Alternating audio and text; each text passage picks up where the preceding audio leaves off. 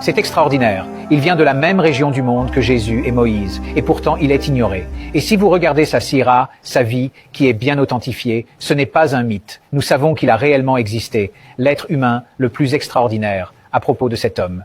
L'enseignement qui y est dispensé me semble très proche de ce que j'ai lu dans les évangiles, dans Luc par exemple, ou dans Matthieu. Je pense qu'il y a encore beaucoup de choses vraies dans les évangiles. Ainsi, lorsque j'ai vu l'enseignement de Muhammad, que la paix soit avec lui, j'ai reconnu les caractéristiques d'un authentique maître spirituel.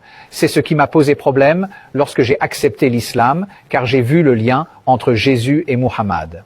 Si Jésus était un prophète, Muhammad l'était aussi. Si Moïse était un prophète, Muhammad l'était certainement aussi, car ils sont identiques, ils sont interchangeables. Ils étaient tous deux chefs de nation, généraux, législateurs, guides spirituels, pères. Sauf que la différence, c'est que Moïse a été envoyé en Israël et Muhammad a été envoyé à toute l'humanité.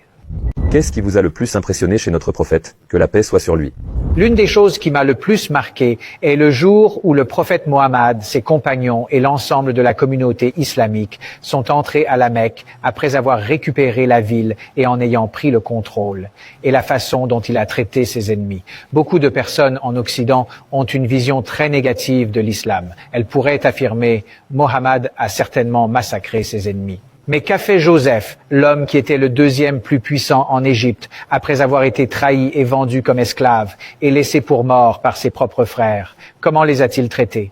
Il leur a pardonné. Il a fait preuve de miséricorde et c'est l'exemple auquel le prophète Mohammed, que la paix soit avec lui, s'est explicitement référé lorsqu'il a conquis la Mecque sur les païens. En position de force, de pouvoir total, il aurait pu les détruire, mais il ne l'a pas fait. Il a fait preuve de miséricorde. Cela en dit long sur le caractère du prophète. J'aurais aimé que l'Occident le sache.